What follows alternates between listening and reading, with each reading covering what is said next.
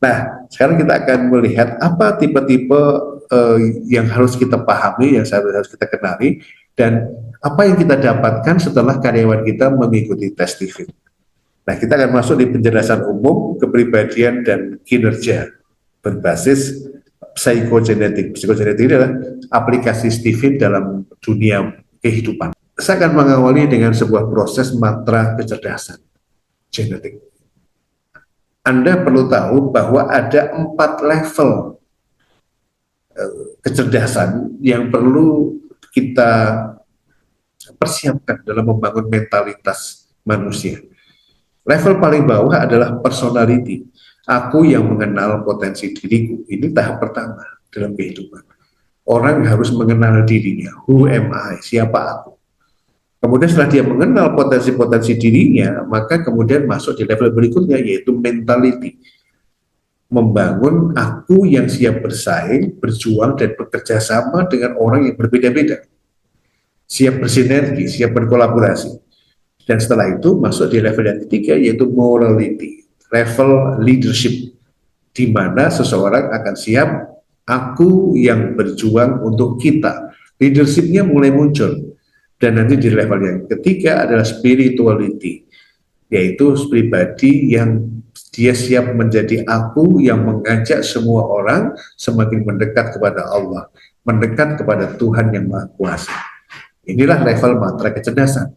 Nah, dalam konsep dalam perusahaan kita, maka tes TVIT ini akan memberikan pengetahuan tentang new personality, mengenal potensi barunya, new potential, new knowledge. Ya, kamu ternyata punya potensi baru loh yang kamu miliki ternyata seperti ini. Yang bisa jadi itu sesuatu yang mungkin dia sudah tahu, sudah merasakan, atau mereka sudah sering melakukan menjalankan potensi itu karena potensinya ternyata terstimulasi dengan baik, atau mereka merasa masuk sih aku seperti itu karena mereka dididik bekerja dengan cara mengikuti yang lingkungan ajarkan, jadi genetiknya belum tersentuh, belum terstimulasi. Atau ada yang kemudian, wow, inilah yang selama ini aku pendam dalam hati karena aku mau melakukan itu tapi nggak berani. Maka ketika ada sebuah validasi melalui assessment atau melalui tes TVIT ini, mereka jadi makin pede melakukan hal-hal yang selama ini dia pendam. Karena ada dorongan dari dalam untuk seperti itu, tapi dia nggak pede, nggak yakin. Maka dengan tes TVIT itu memvalidasi bahwa dia punya potensi yang luar biasa. Nah, maka ini akan memperkuat mentalitas dia dalam bertarung, dalam bekerja, dalam berimprovisasi, dalam berinovasi.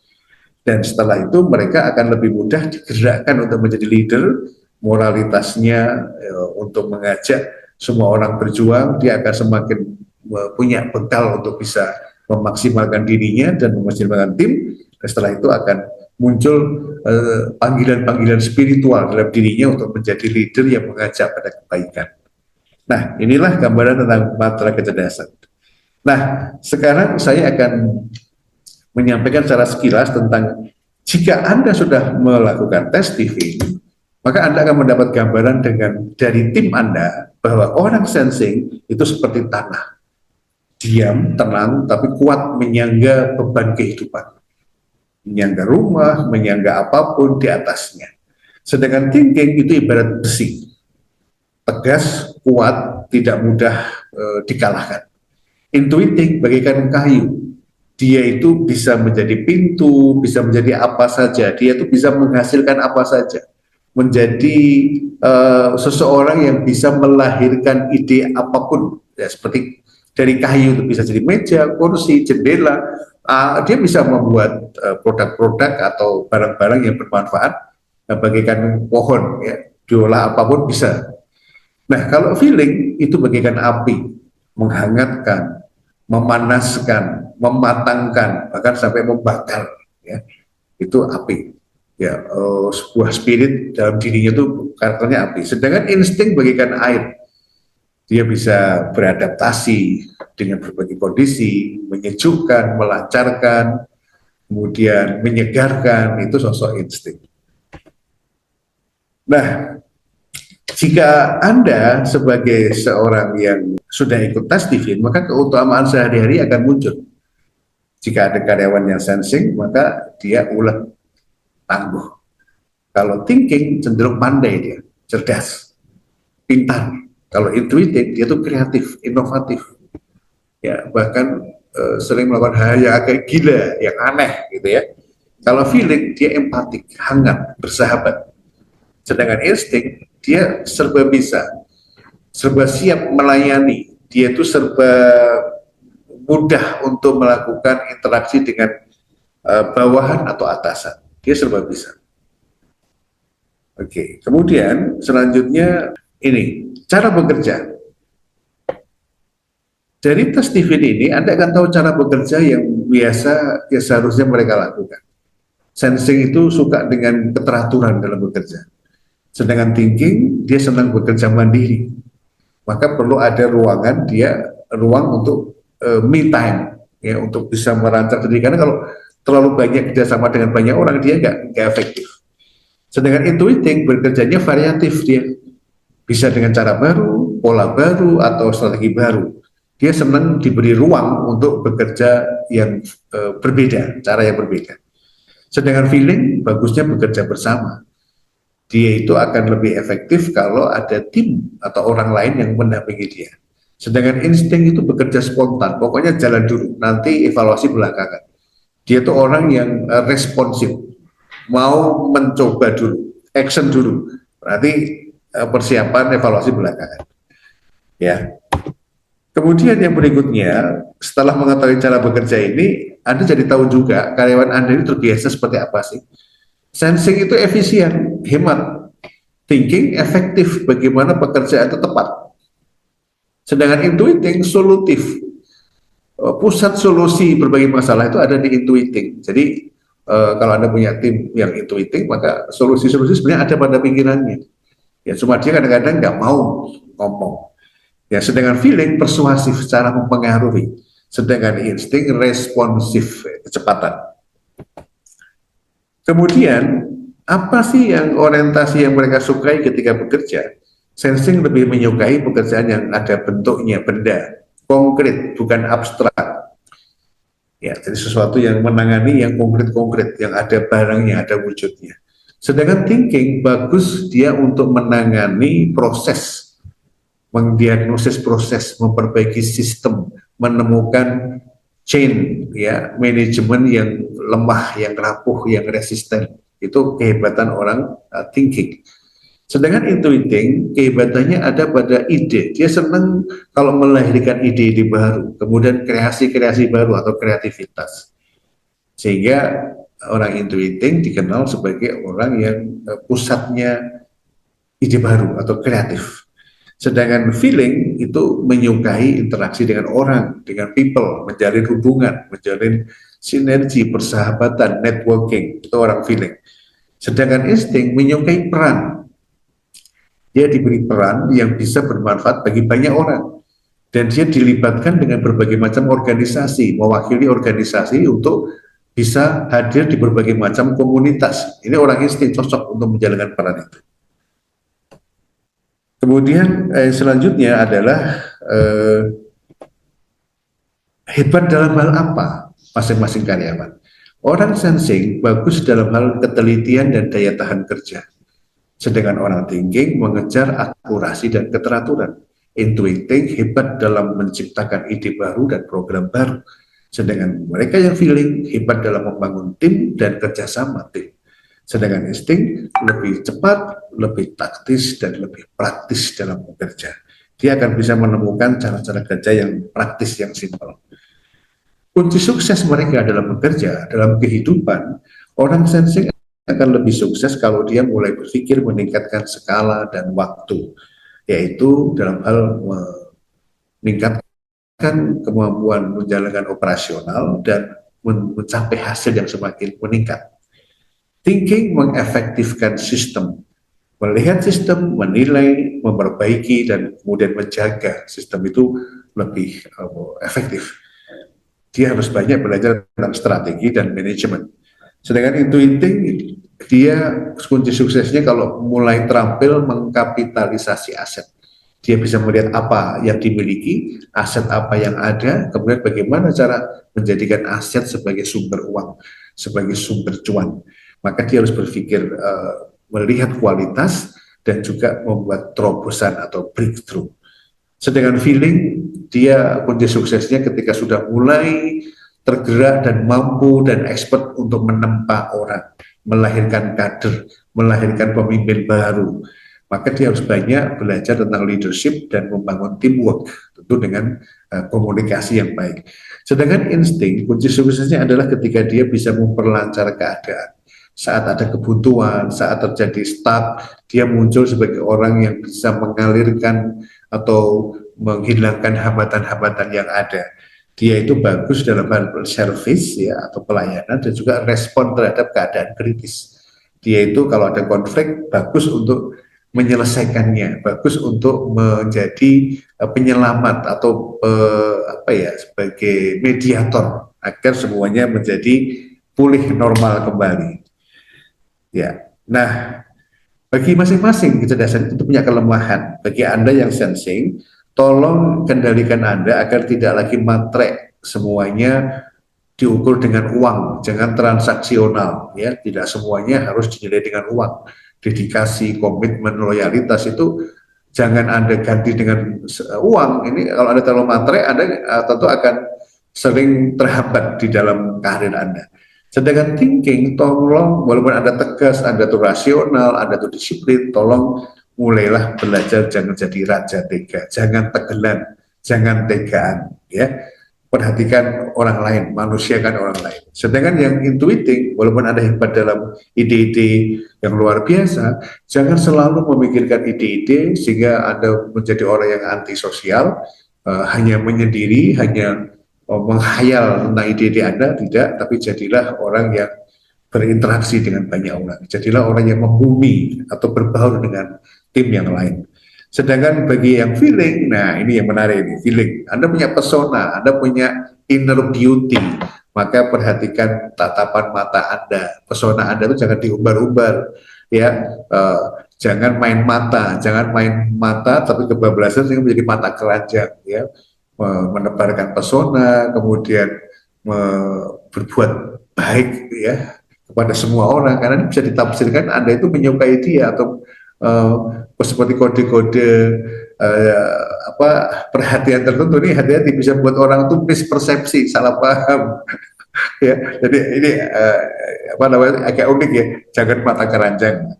Sedangkan yang insting, jangan pemarah, jangan mudah marah, jangan temperamen. Maka itu sebagai saran dari Steven. Kemudian berikutnya, bagaimana merefresh otak? Sebagai karyawan mereka kadang-kadang tentu burnout, ya, capek, lelah, wajarlah manusia. Manusia punya bioritmik, ya. Ada kadang-kadang ketika kondisinya fit, dia oke, tapi saat dia mulai down, ya, ini sudah kacau balau. Nah, salah satu cara untuk membuat dia itu kembali ke dalam kondisi optimal adalah refresh otak. Cara refresh otak masing-masing kecerdasan berbeda-beda. Orang sensing diminta untuk olahraga sendirian atau olahraga yang punya partner. Jogging itu sendirian, punya partner itu badminton, tenis meja, kemudian tenis itu ada partner. Futsal itu juga ada partner. Atau pekerjaan aktivitas yang ada unsur jualannya, ya. Jualannya, menghasilkan uang, itu suka. Orang sensing itu suka banget kalau menghasilkan sesuatu dan itu ada uangnya. Sedangkan thinking beda dengan sensing. Refresh otaknya dengan cara traveling, jalan-jalan, cari suasana baru lah, luar kota, kemana lah gitu ya. Kemudian go green, artinya carilah sesuatu yang berwarna hijau. Lihat tanaman, lihat hutan, pemandangan, menyirami tanaman, hadirkan warna hijau di ruang kerja kita, hadirkan bonsai kecil di meja kita. Itu bisa merefresh otak orang-orang thinking. Atau animal, milikilah hewan peliharaan, apakah ikan, kemudian hamster, kucing, ya di rumah Anda. Itu animal itu membuat refresh otak orang-orang thinking. Sedangkan untuk intuiting, agar Anda tidak cepat burnout, tidak mudah stres, tidur harus cukup. Ya, jangan sampai kekurangan jam tidur karena Anda sering begadang. Hati-hati ini untuk orang thinking karena sering melek sampai malam sehingga kesehatannya terancam. Ya, maka tidur harus cukup. ya biar tidak ngantukan. Kemudian nonton film yang informatif, yang kolosal, yang saintis, ya film-film yang berkualitas lah, dengan film yang ngecek-ngecek. Kemudian perbanyak quote-quote inspiratif. Otak orang intuitif itu senang dengan kata-kata mutiara, omongan orang hebat, itu langsung merefresh otaknya. Sedangkan feeling itu cara merefresh otak dengan cara ngobrol dengan bestie, soulmate, teman dekat, ngobrol aja tentang hal-hal yang nggak penting-penting amat lah, tapi Anda merasa nyaman ketemu sahabat Anda. Bercanda, ngobrolnya nggak cuma ngobrol, sampai tertawa, sampai terbahak-bahak, ngekek-ngekek ya, sehingga dopaminnya itu keluar semua. Ini orang feeling cocok banget. Atau memberi saran teman yang sedang punya masalah, wah itu merefresh otak banget. Sedangkan orang insting, cara untuk merefresh otak dengan cara silaturahmi, baik ke orang baru atau ke saudara, keluarga, ke orang tua. Silaturahmi itu merefresh otak. Atau menolong orang yang sedang membutuhkan, ke panti asuhan misalnya, membantu tetangga yang miskin, orang yang sedang butuh pertolongan, itu Anda menolong. Itu akan membuat refresh otak dan memperbanyak syukur. Jadilah ahli syukur yang pandai bersyukur tentang apa saja. Maka Anda akan cenderung menjadi orang yang mudah bahagia.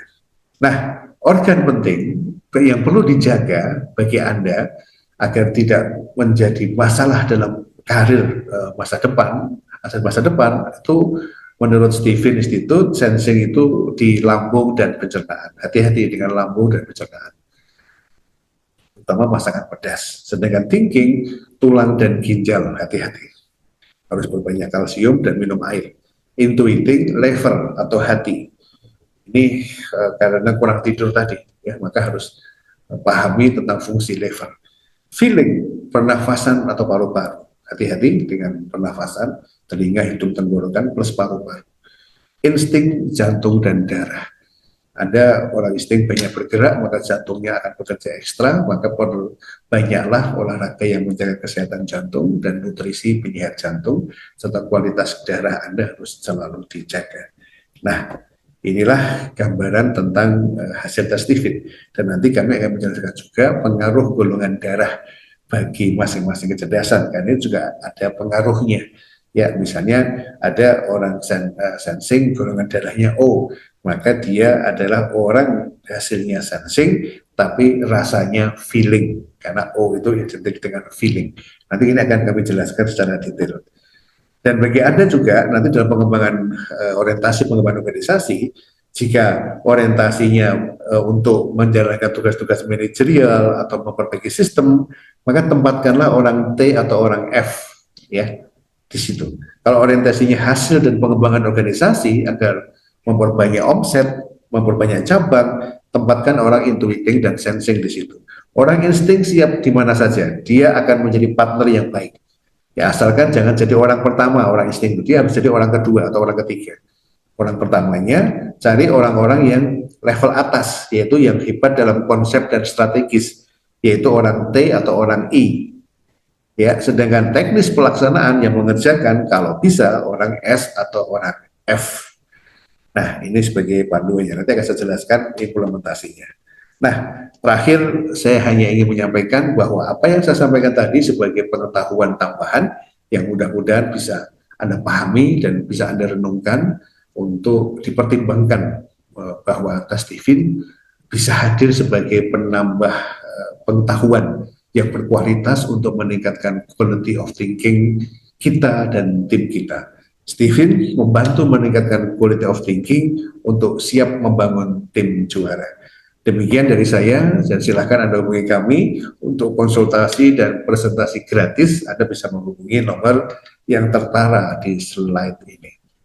Demikian dari saya, semoga bermanfaat dan mudah-mudahan apa yang kita bahas pada hari ini bisa menjadi pengalaman baru, juga menjadi sebuah option yang bisa dimanfaatkan untuk membantu pertumbuhan perusahaan di masa-masa yang memang sangat kompetitif hari ini.